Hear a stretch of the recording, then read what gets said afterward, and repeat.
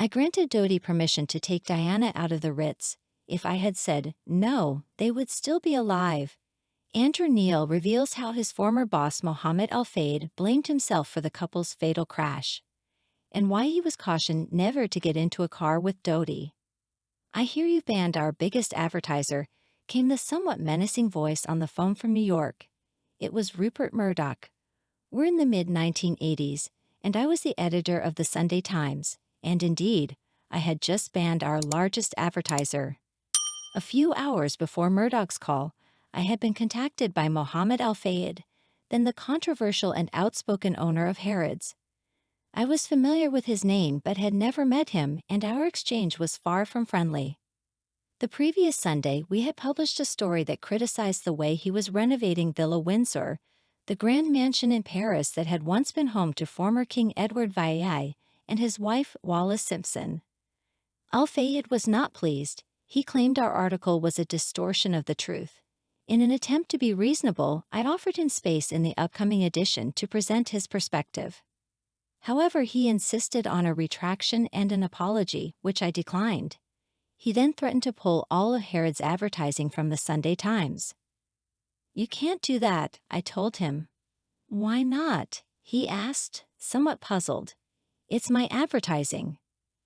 "Because at this moment," I replied, "you are banned from advertising in the Sunday Times."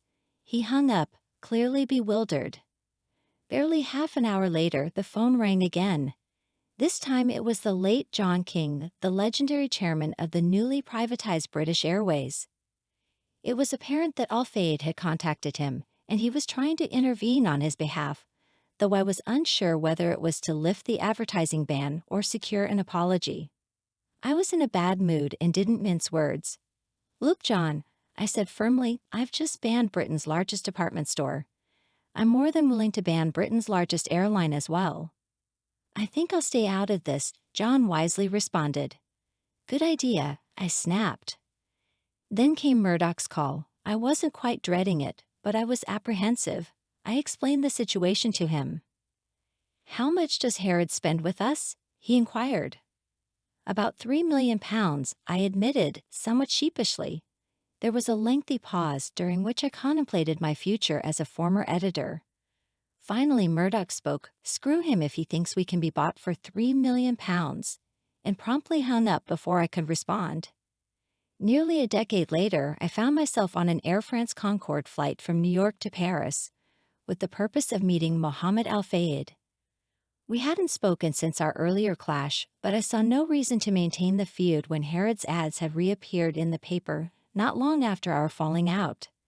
I had left the Sunday Times and was engaged in various media projects, while Al Fayed was pursuing his ambition to become a media mogul as part of his ongoing battle with the British establishment.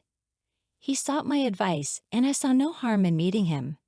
His chauffeur picked me up at the airport, and I was whisked away in a luxurious black Mercedes to Al Fayed's elegant Ritz Hotel. It was a Sunday night, and the day's edition of the Sunday Times had been thoughtfully placed on the seat beside me. Al Fayed certainly knew how to make an impression when he wanted to.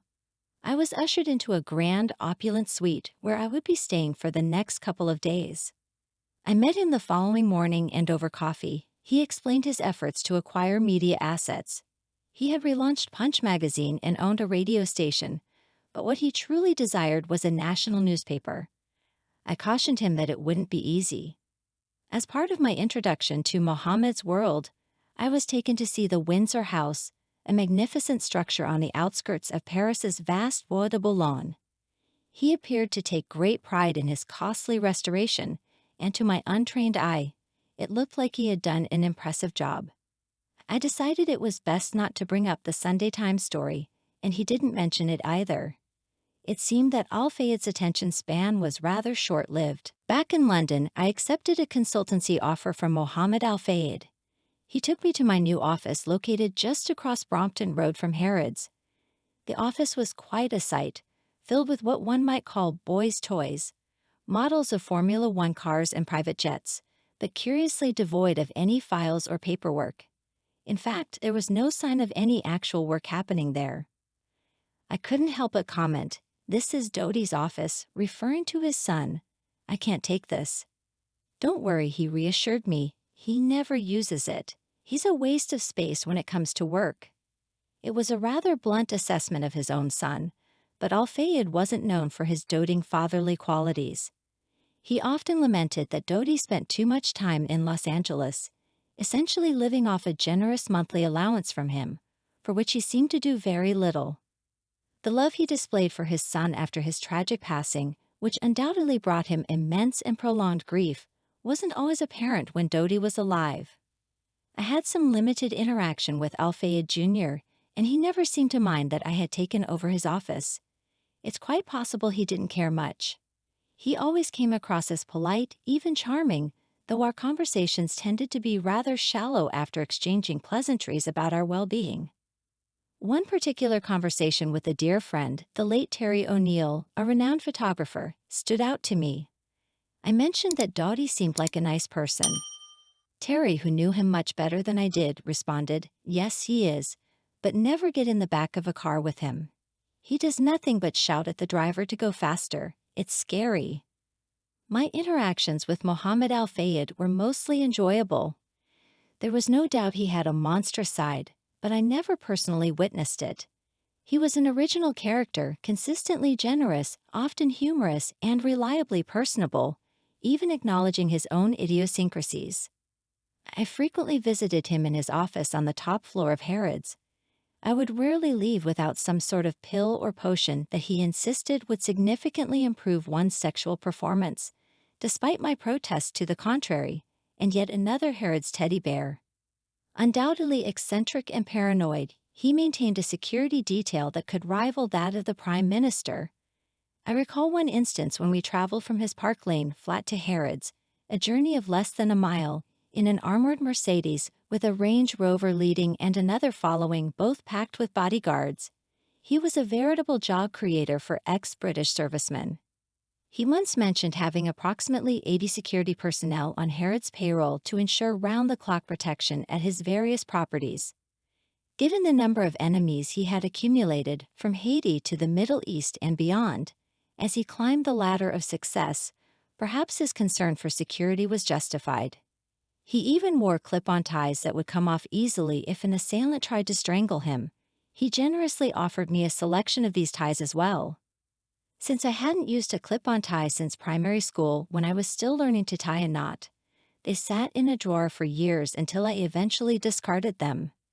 His office was routinely swept for bugs, and during my visits he often pointed to the top floor of an office building across the street, claiming it was where MI6 was spying on him. "I think MI6's job is to gather intelligence abroad, Mohammed, not in central London," I quipped. "Okay, MI5 then," he replied. Of course, it was neither. If anyone was bugging our meetings, it was most likely him. I always operated under the assumption that everything said in his office was being recorded, akin to President Richard Nixon's style. I met his often venomous and libelous attacks on politicians who, in his view, obstructed his quest for a British passport with silence. Additionally, he wasn't particularly progressive in his views on homosexuality. It was best to ignore his homophobic comments or steer the conversation elsewhere. The unwritten rule among those who knew him well was clear: never utter anything in his office that you couldn't tolerate being reported in the newspapers. It led to some awkward conversations, but it was the safest approach. A friend who was also familiar with him once asked me if I had considered that the teddy bears might be bugged. I admitted I hadn't, but I had given them all to my godchildren, so they were unlikely to reveal much. It became increasingly evident that his aspiration to become a media mogul would never materialize. He was making too many powerful enemies for no apparent reason. The few media outlets he owned were not capable of achieving significant prominence, and any attempt to acquire a major influential media asset would likely have been hindered by the fit and proper person test. Moreover, the government had denied him a British passport, a decision I always found unjust. While he may have had a bit of a rogue reputation, if that alone were the criterion for passport denial, there would be far fewer British passports issued. It's important to note that he had never been tried or convicted of any illegal activities in Britain. In fact, he played a pivotal role in rescuing Harrods from a state of decline, which symbolized the nation's downturn during that period. He successfully restored its status as a prominent British asset and a popular tourist attraction. That achievement alone should have warranted a British passport in my view. I openly acknowledged that there was little I could do to help him with this matter, and he decided to invest his resources elsewhere. We parted on amicable terms and kept in touch. Truth be told, I genuinely enjoyed his company, perhaps because I wasn't indebted to him in any way. Then there was that fateful night in Paris 26 years ago when he lost his son and his dream, which was in all likelihood an unattainable one, becoming the father-in-law to the mother of a future king.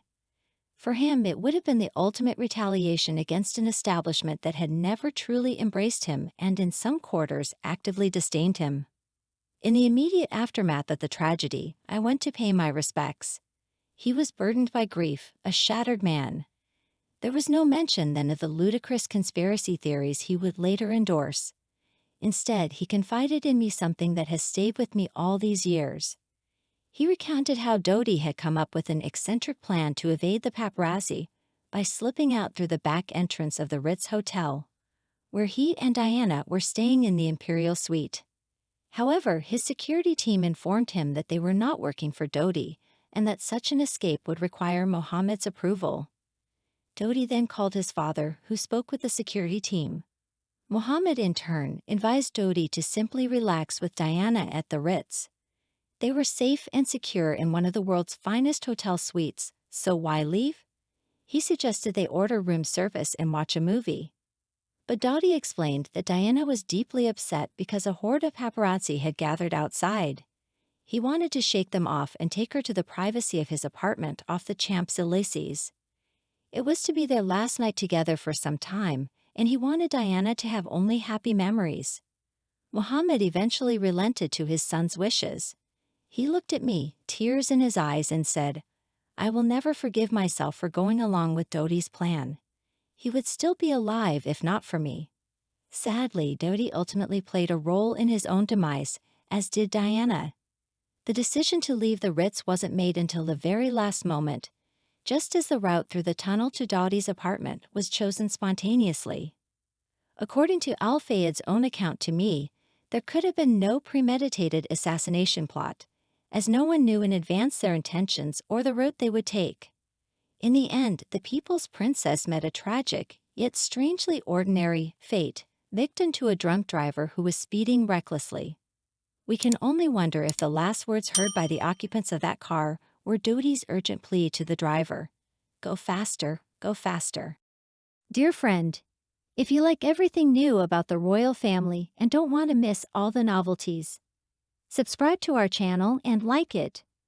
By doing so, you take part in our development. We work for you.